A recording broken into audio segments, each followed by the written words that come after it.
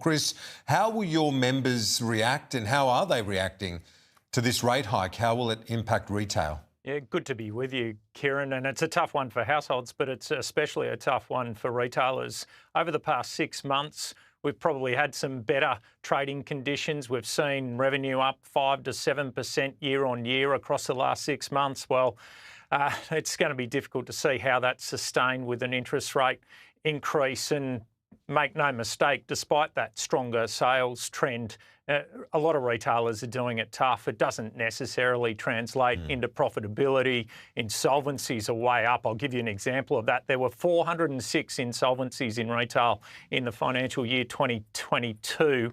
There were 743 just in the 6 months to December. So retailers are doing it tough, and this decision won't make it any easier.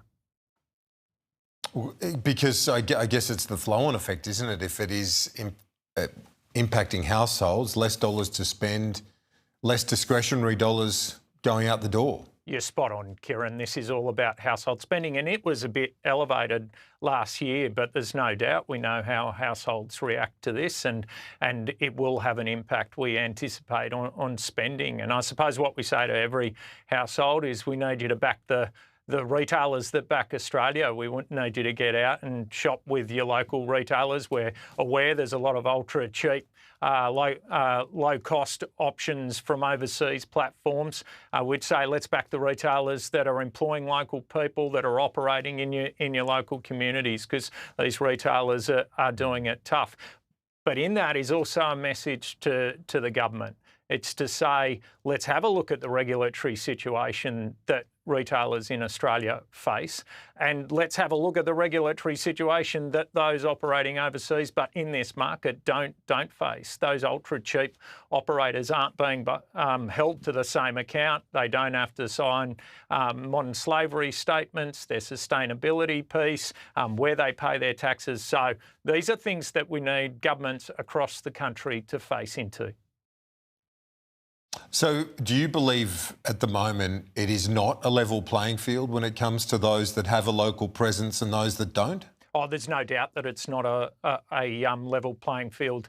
There's no doubt that Australian retailers are facing a huge regulatory burden, and I would say that more generally of Australian companies. We understand that the cost of compliance from 2013 to today has increased by $100 billion. And I think why that matters for every Australian household is because that $100 billion removed from the system could otherwise work to bring downward pressure on prices. And so when our governments continue to move to regulate and further regulate industry, they're adding cost of doing business in this country, and that ultimately has an impact on prices.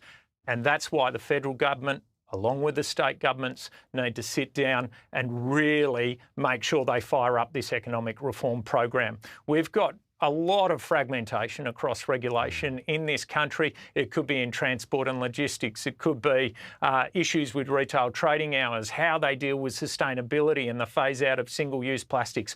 All of this counts up in hundreds of millions and billions of dollars of additional cost on Australian businesses. So if we want to fix this problem and we want to put downward pressure on prices, downward pressure on interest rates, then what we're going to have to do is stare into these issues. And as the Australian Retail Council, you can rest assured that over the coming year ahead, we're absolutely going to have a laser focus on this. And we need some of the state premiers to come to the table and understand that we need to move on this.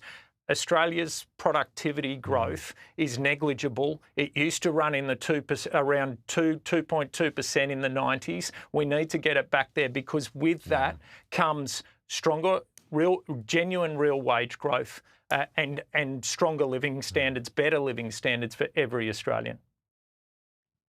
Chris Rodwell, CEO of the Australian Retail Council. Great to hear your insights and to have your time. Thanks for making the time. Thank you very much, Kieran.